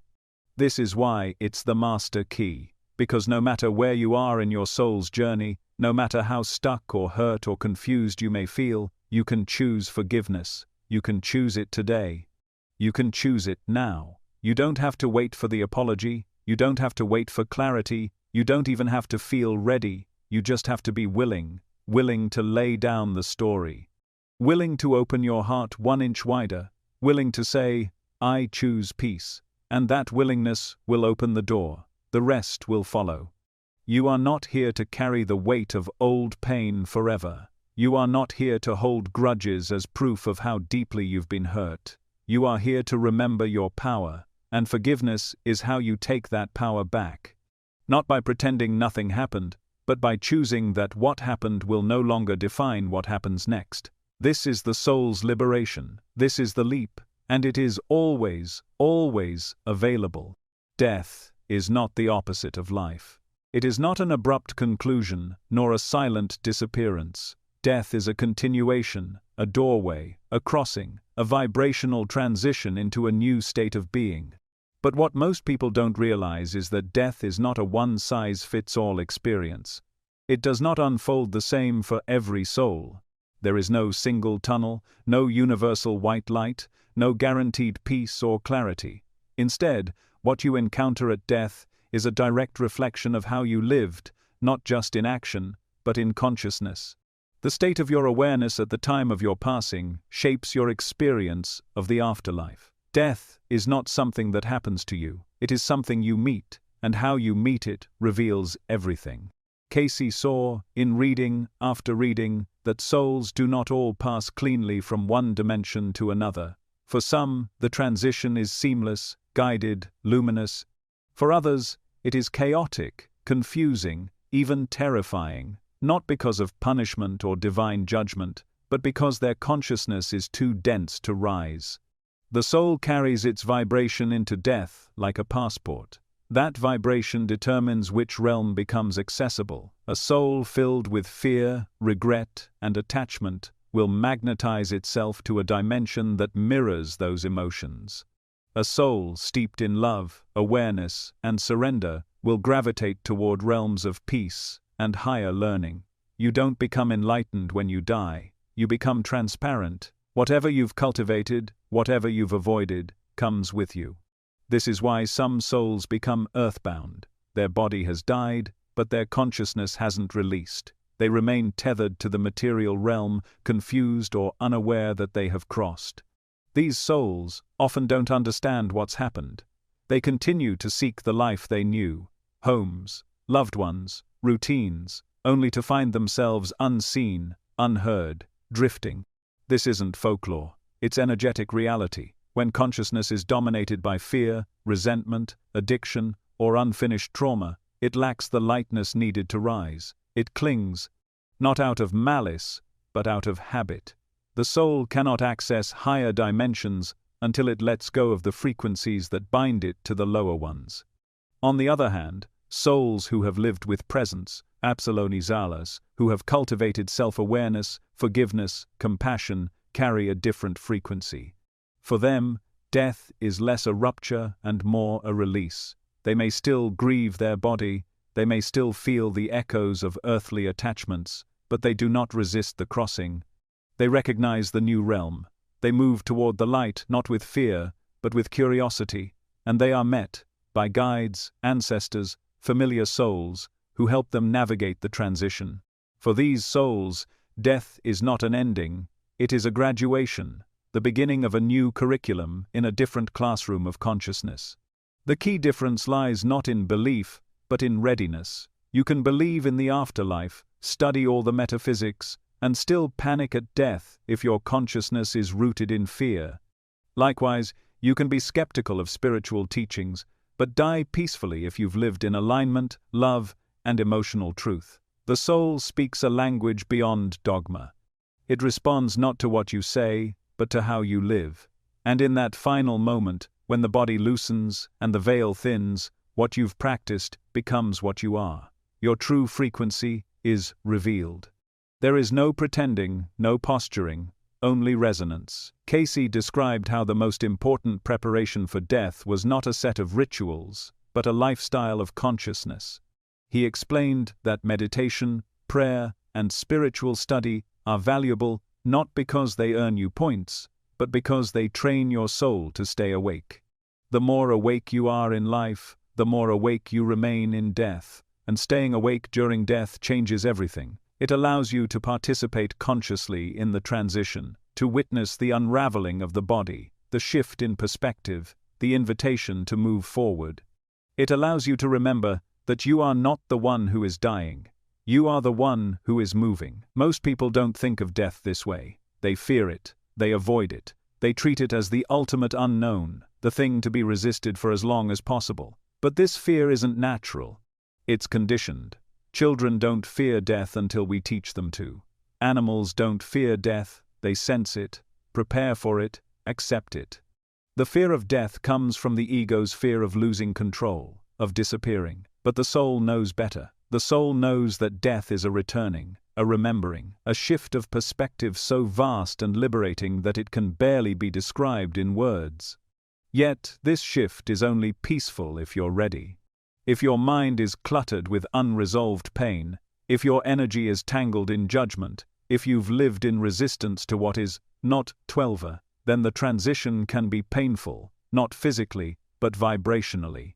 The soul may feel lost, ungrounded, fragmented. It may spend what we call time in liminal spaces, reviewing its life, processing its choices, confronting its shadows. This is not punishment.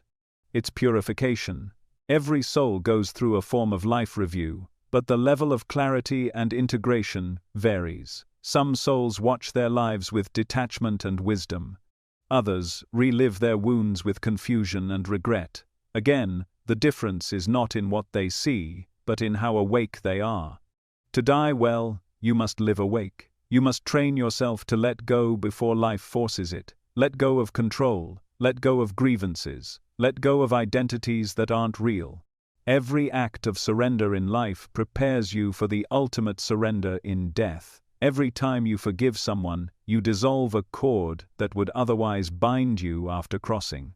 Every time you choose presence over projection, you clear space in your energetic field. And every time you meet fear with curiosity instead of avoidance, you strengthen the soul's ability to move through the unknown. Death is not something to fear, it is something to practice, not in morbid obsession, but in sacred preparation. You practice by tending to your inner world, by healing your unfinished grief, by saying what needs to be said while you're still breathing, by making peace with your parents, your children, your choices, by remembering that your legacy is not what you leave behind, it's what you carry forward through consciousness, because the soul never ends, it only expands. And what you expand into is determined by the quality of your being, not your titles, not your accomplishments, but the frequency of your presence. Did you love deeply? Did you learn from your pain? Did you show up with honesty, even when it was hard? These are the questions that matter. These are the questions that shape your journey beyond the body. There are souls who leave the body and instantly feel joy, freedom, clarity. They remember who they are. They understand the purpose of their life with stunning precision.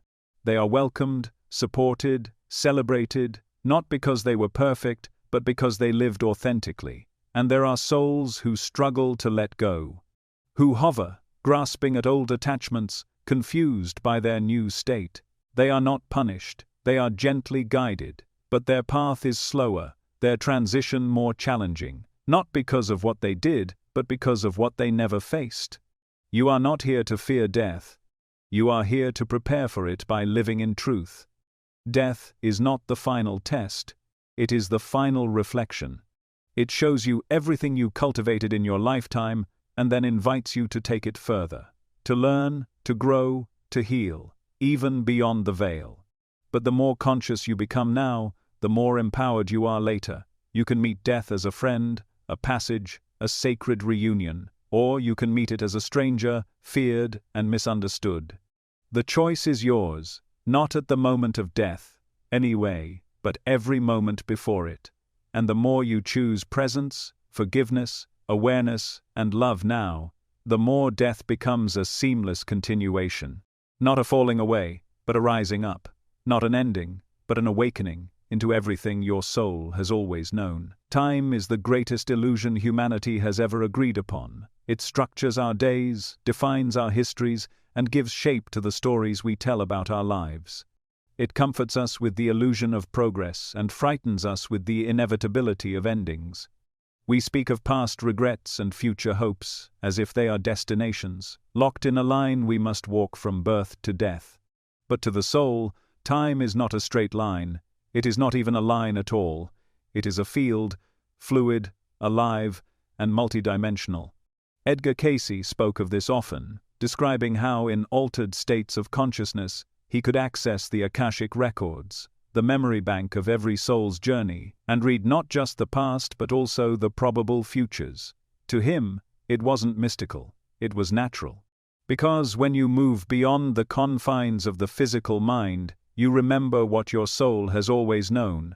Eternity isn't somewhere out there, it's happening right now. The present moment is not a point on a timeline, it is a portal. Within it lives everything, your past lives, your future possibilities, and your soul's highest wisdom. In this now moment, you have access to all of it. But most people live behind a veil that makes them believe time is linear. They spend their days haunted by yesterday and worried about tomorrow, completely missing the power that only exists here, now. They treat the present like a bridge to somewhere better, never realizing that it is the destination. The eternal now is where karma unravels. It's where healing happens. It's where transformation becomes instantaneous, and it's available not through effort, but through presence. Karma, as most people understand it, seems like a cosmic debt system, wrongs, a tally sheet of wrongs and rights carried across lifetimes. But karma is not punishment, it's not even morality, it's memory. It's the vibrational residue of unprocessed experience. When you carry guilt, trauma, or fear from one life into the next, it isn't because you're being punished, it's because you haven't integrated the lesson yet. But here's the secret. Karma is not bound by time. You don't need another lifetime to resolve it. You can dissolve karma instantly when you enter the eternal now with full awareness and allow yourself to face what was never faced before. When you feel the emotion, take full responsibility, forgive or surrender. The energetic imprint shifts, and in that moment, the wheel of repetition stops spinning. This is why deep healing often happens in moments that defy logic. A sudden insight, a dream that changes your life, a memory from childhood that breaks open your heart. In those moments, time folds. You are no longer reacting from a distant wound. You are standing inside it, meeting it consciously, and altering the energy that has shaped your reality. You are rewriting your relationship to the past by being fully awake in the now, and because your vibration shifts, your future shifts too. This is not imagination, it is resonance. The moment you become different, your life does too, not because of willpower, but because the field of possibility around you reorganizes itself to match your new frequency. In the eternal now, you are not bound by who you've been. You are not doomed to repeat cycles or carry your pain like a scar across time. When you become present, deeply, truly, viscerally present, you unplug from the mental programs that keep you bound. The past loses its grip. The future stops demanding certainty. You drop into a deeper intelligence, one that isn't interested in storytelling but in essence. And from that essence, creation becomes pure. You no longer create from fear or desire, but from alignment. Not from trying to fix what's broken, but from knowing you were never broken to begin with. This is the state that mystics, visionaries, and spiritual teachers throughout history have described. It is the state Casey accessed when he slipped into trance and brought through guidance that transcended logic or language. He wasn't seeing the future in the way we think of it, as a fixed outcome waiting to happen.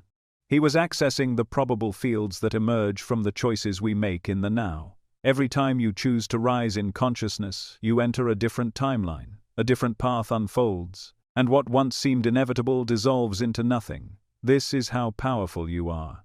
But most people live disconnected from this truth. They believe change takes time. They believe healing is a long, slow process. They believe they are victims of circumstances set in motion years ago.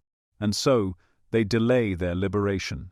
They say, one day I'll forgive. One day I'll start living my truth. One day I'll be free. But there is no one day, there is only now. And if you cannot choose it now, you won't choose it later, because later is just another version of now, shaped by your current choices. The future isn't ahead of you, it's inside you, responding to your vibration, waiting for your decision. This is why awakening isn't about acquiring knowledge, it's about letting go of illusions, the illusion of time, Time says you must earn your worth, that you must heal in steps, that your dreams must be deferred, but your soul knows better. Your soul lives in the timeless. It communicates through intuition, not logic, through feeling, not planning. And when you drop into that place, when you silence the clock of the mind, you begin to hear the truth, that everything you seek already exists. You are not becoming, you are remembering. And yet, the remembering is not passive, it is a choice.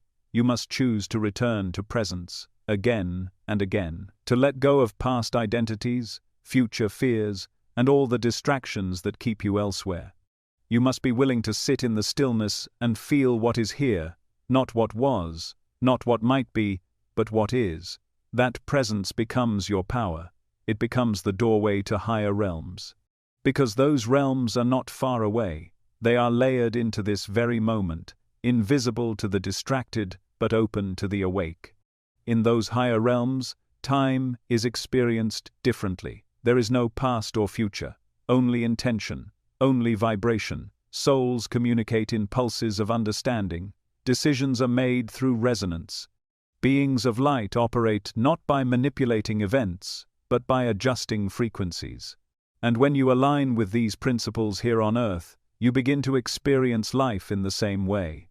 You stop trying to force outcomes. You stop obsessing over plans. You begin to trust the now, not as a waiting room, but as the sacred stage where eternity is always unfolding.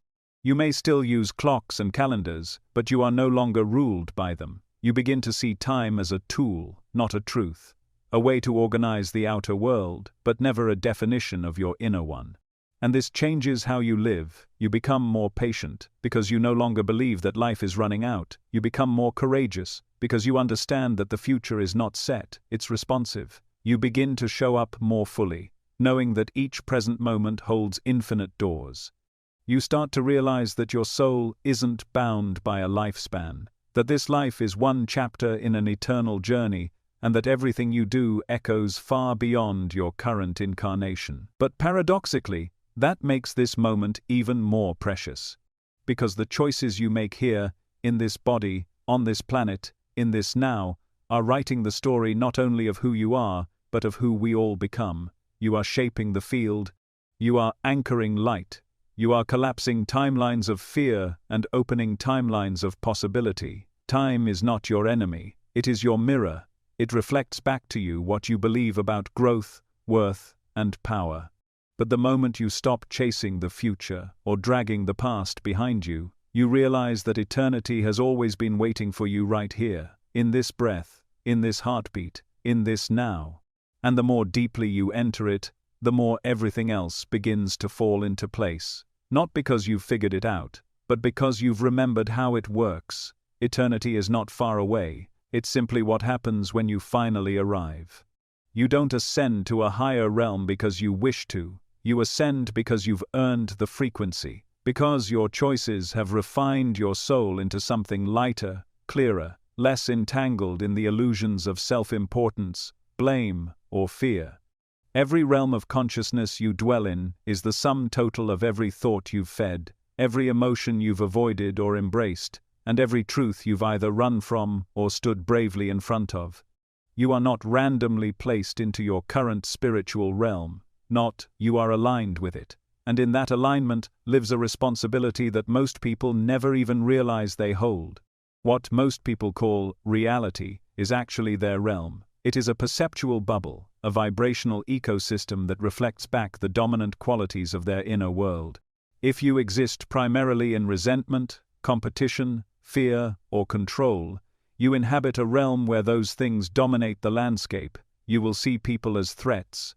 You will interpret events as personal attacks. You will assume others are out to get you, and you will attract circumstances that validate that belief.